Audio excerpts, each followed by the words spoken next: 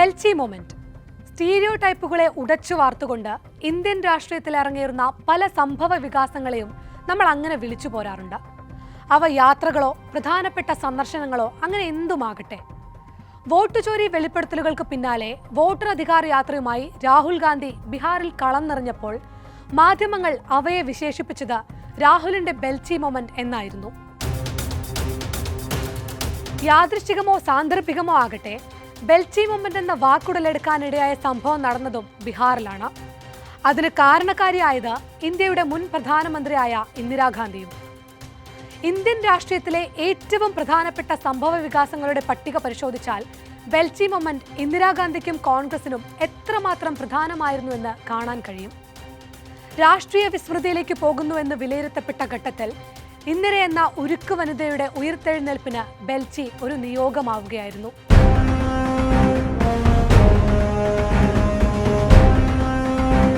അതിനാൽ തന്നെ ഇന്ദിര നടത്തിയ ബെൽച്ചി യാത്ര ബീഹാർ തെരഞ്ഞെടുപ്പ് ഘട്ടത്തിൽ രാഹുൽ ഗാന്ധിക്കും കോൺഗ്രസിനും ഒരു പാഠപുസ്തകം പോലെ മറിച്ചു നോക്കാവുന്നതാണ്. ഇന്ത്യൻ രാഷ്ട്രീയ ചരിത്രത്തിലെ ഏറ്റവും നാടകീയമായ തിരിച്ചുവരവുകളിൽ ഒന്നിന്റെ കഥയാണ് ബെൽച്ചി ഗ്രാമത്തിന്റെ പശ്ചാത്തലത്തിൽ എഴുതി ചേർക്കപ്പെട്ടിരിക്കുന്നത്. ബീഹാറിലെ ബെൽച്ചി ഗ്രാമത്തിൽ നിന്നുള്ള ഇന്ദിരാഗാന്ധിയുടെ ഉയർത്തെഴുന്നേൽപ്പിന്റെ കഥ ഇങ്ങനെയാണ്.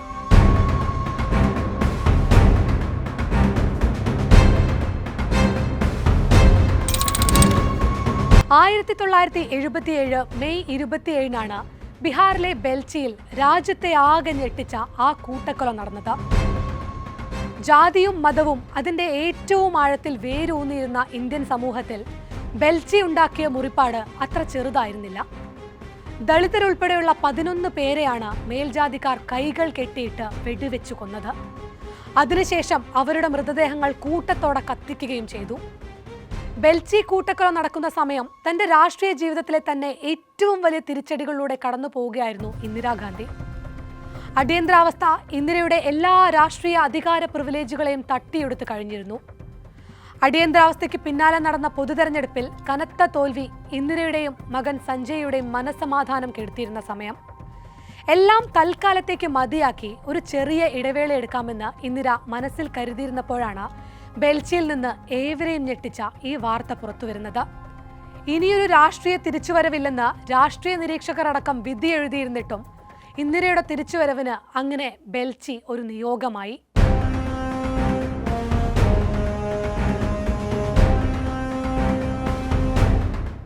ഓഗസ്റ്റ് 11 ബീഹാർ കോൺഗ്രസ് ആസ്ഥാനത്തേക്ക് ആ ഫോൺ കോൾ വരുന്നത്. ബീഹാർ കോൺഗ്രസ് അധ്യക്ഷനായ കേദാർ പാണ്ഡെയോട് താൻ ബീഹാറിലേക്ക് വരുന്നുവെന്നും വേണ്ട തയ്യാറെടുപ്പുകൾ നടത്താനും ഇന്ദിര ആവശ്യപ്പെടുകയായിരുന്നു. ഇന്ദിര വരുന്നു എന്ന വാർത്ത കാട്ടുതീ പോലെ പരന്നു. മാസങ്ങൾക്ക് മുൻപ് മാത്രം നടന്ന പൊതുതെരഞ്ഞെടുപ്പിൽ തന്റെ പാർട്ടിയെ അപ്പാടെ കൈവിട്ടൊരു സംസ്ഥാനത്തേക്ക് ഇന്ദിര ഒരു പ്രധാന ലക്ഷ്യവുമായി കടന്നു വരികയാണ്. ഓഗസ്റ്റ് 13 ഇന്ദിര പട്നയിൽ വിമാനമിറങ്ങിയത്. തുടർന്ന് ബെൽച്ചിയിലേക്ക്. വഴിയരികുകളിലെല്ലാം ഇന്ദിരയെ കാണാൻ ജനങ്ങൾ തടിച്ചുകൂടിയിരുന്നു. ചാംപാപൂർ, ബിഹാർ ഷെരീഫ് തുടങ്ങിയ പ്രദേശങ്ങളിലെല്ലാം ഇന്ദിരയ്ക്ക് വേണ്ടി ജയ് വിളിച്ചുകൊണ്ട് കയ്യിൽ പൂക്കളും മാലകളുമായി ജനങ്ങൾ കാത്തുനിന്നു. മേൽജാതിക്കാരുടെ പലതരം ആക്രമണങ്ങളിൽ വശം കെട്ട തങ്ങളെ ഇന്ദിരാജി രക്ഷിക്കുമെന്നായിരുന്നു അവരുടെ എല്ലാം വിശ്വാസം. ഓർക്കണം, അടിയന്തരാവസ്ഥക്കെതിരായി ഏറ്റവും ശക്തമായി രാഷ്ട്രീയ വികാരം രൂപപ്പെട്ട സംസ്ഥാനങ്ങളിലൊന്നായിരുന്നു ബീഹാർ. എന്നാൽ അതേ ബീഹാറിൽ അടിയന്തരാവസ്ഥയുടെ ഓർമ്മകൾ മായുന്നതിന് മുൻപേ ഇന്ദിരയ്ക്ക് ലഭിച്ചത് വൻ വരവേൽപ്പായിരുന്നു. ഇന്ത്യ രാഷ്ട്രീയ വൈരുദ്ധ്യങ്ങളുടെ ഒരു നാട് കൂടിയാകുന്നത് എങ്ങനെയെന്ന് കൂടിയാണ് അന്ന് ബോധ്യപ്പെട്ടത്. ഇതിനിടയ്ക്ക് ഏതോ ഒരു കോണിൽ നിന്നും വാർത്ത പരന്നു, ഇന്ദിര ബെൽച്ചിയിലേക്ക് പോയേക്കില്ല. കനത്ത മഴയും ദുർഘടമായ കാലാവസ്ഥയും മൂലം ബെൽച്ചി എന്ന ഗ്രാമം ഒറ്റപ്പെട്ട് കിടക്കുകയായിരുന്നു. പക്ഷേ ഒരു ദുർഘടാവസ്ഥയും ഇന്ദിരയെ തളർത്തിയില്ല. മുന്നോട്ട് വെച്ച കാൽ ഒരടി പോലും പിന്നോട്ട് വയ്ക്കാൻ ഇന്ദിര തയ്യാറായതുമില്ല. ബിഹാർ ഷെരീഫിനും ബെൽച്ചിക്കുമിടയിലെ ഹർനൌത്ത് എന്ന കൊച്ചു ഗ്രാമം സന്ദർശിച്ച ശേഷം ഇന്ദിര ബെൽച്ചിയിലേക്ക് യാത്ര തുടർന്നു. 15 കിലോമീറ്ററോളം യാത്ര ചെയ്തു വേണം ബെൽച്ചിയിലെത്താൻ. പക്ഷേ കനത്ത മഴയിൽ പുഴകളെല്ലാം കരകവിയുകയും ആകെയുള്ള മൺപാതയിൽ ചെളി നിറയുകയും ചെയ്തത് ഇന്ദിരയുടെ യാത്രയ്ക്ക് തിരിച്ചടിയായി. വഴി നീളെ കുഴികൾ രൂപപ്പെട്ട് യാത്ര ചെയ്യാൻ പറ്റാത്ത സാഹചര്യം വന്നതോടെ ഇന്ദിരയ്ക്കും സംഘത്തിനും മറ്റു വഴികൾ തേടേണ്ടി വന്നു. ഒടുവിൽ ഒരു ട്രാക്ടറിൽ കെട്ടിവലിക്കപ്പെട്ടൊരു ജീപ്പിൽ ഇന്ദിര ബെൽച്ചിയിലേക്ക് യാത്ര തുടർന്നു. എന്നാൽ അവിടെയും പ്രതിസന്ധി. കുറച്ചു ദൂരം പിന്നിട്ടതോടെ അവ ചെളിയിൽ താഴ്ന്നു. ഇന്ദിര അപ്പോഴും പിൻവാങ്ങിയില്ല. അവർ നടക്കാൻ തീരുമാനിച്ചു. ഇന്ദിരയുടെ ഒപ്പമുണ്ടായിരുന്നവർ അത്ഭുതത്തോടെയും ആശ്ചര്യത്തോടെയുമാണ് ഇതിനെയെല്ലാം വീക്ഷിച്ചത്. തടസ്സങ്ങളൊന്നും വകവയ്ക്കാതെ കിലോമീറ്ററുകളോളം ഇന്ദിര അങ്ങനെ നടന്നു. അപ്പോഴാണ് ഒരു പ്രദേശവാസി ഇനി നടക്കുന്നത് അപകടമാണെന്നും ആനപ്പുറത്ത് പോകാമെന്നും ഇന്ദിരയോട് പറഞ്ഞത്. ഇന്ദിരയുടെ ഒപ്പമുണ്ടായിരുന്നവർ ആശ്ചര്യപ്പെട്ടു. ഇന്ദിരാദി, നിങ്ങൾ എങ്ങനെയാണ് ആനപ്പുറത്ത് കയറുക എന്ന് അവരെല്ലാം ചോദിച്ചപ്പോൾ ഇന്ദിരയുടെ മറുപടി ഇങ്ങനെയായിരുന്നു: അതിനെന്താ, കയറാമല്ലോ. അല്ലെങ്കിലും കുറച്ചധികം നാളുകളായി ഞാൻ ആനപ്പുറത്ത് കയറിയിട്ട്. വളരെ സരസമായാണ് ഇന്ദിര അങ്ങനെ പറഞ്ഞത്. ഒരു 60 വയസ്സുകാരിയുടെ ഒരു പരിഭ്രമമോ ആശങ്കയോ ഇല്ലാതെ ചിരിച്ചുകൊണ്ട്. മോത്തി എന്നു പേരുള്ള ഒരു ആനയുടെ പുറത്തായിരുന്നു ഇന്ദിരയുടെ പിന്നീടുള്ള യാത്ര.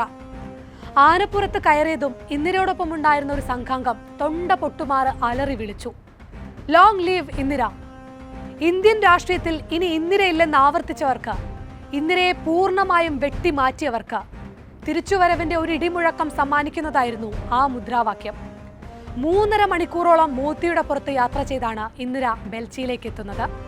അപ്പോഴേക്കും സന്ധ്യ മയങ്ങിയിരുന്നു. പക്ഷേ അതൊന്നും ബെൽച്ചിയിലെ ജനങ്ങൾക്ക് ഒരു പ്രശ്നമേ ആയിരുന്നില്ല. ഇന്ദിരയെ കണ്ടതും സ്ത്രീകളും കുട്ടികളും അടങ്ങുന്ന ഒരു വലിയ ജനക്കൂട്ടം കരഞ്ഞു നിലവിളിച്ച് കെട്ടിപ്പിടിച്ചു. തങ്ങളെ ഈ അനീതിയിൽ നിന്നും രക്ഷിക്കണമെന്ന ആവശ്യമുന്നയിച്ച് അവർ അലമുറയിട്ടു. നേരം ഇരുട്ടിയ ശേഷവും അവിടെ തുടർന്ന് ഇന്ദിര ഗ്രാമവാസികൾ ഓരോരുത്തരെയും കേട്ട ശേഷമാണ് മടങ്ങിയത്. വ്യക്തിപരമായി ഇന്ദിരയെ ഏറെ ഉലച്ചൊരു സംഭവമായിരുന്നു ആ സന്ദർശനമെന്ന് പിന്നീട് പലരും എഴുതിയിട്ടുണ്ട്. പക്ഷേ രാഷ്ട്രീയമായി ഇന്ദിര അങ്ങനെയൊന്നും കെട്ടുപോകുന്നൊരു കനലല്ലെന്ന് തെളിയിച്ചൊരു സന്ദർശനമായിരുന്നു ബെൽച്ചിയിലേത്. രാഷ്ട്രീയ പ്രവർത്തനം തൽക്കാലത്തേക്കെങ്കിലും മതിയാക്കി അവയിൽ നിന്ന് ഒരു ഇടവേള എടുക്കാൻ ഇന്ദിര നിശ്ചയിച്ചിരുന്ന സമയത്താണ് ബെൽച്ചിയിലെ കൂട്ടക്കൊല സംഭവിക്കുന്നത്. അടിയന്തരാവസ്ഥയിലൂടെ തകർന്ന പ്രതിച്ഛായ ഇന്ദിര അവിടെ നിന്നും വീണ്ടെടുക്കുകയായിരുന്നു.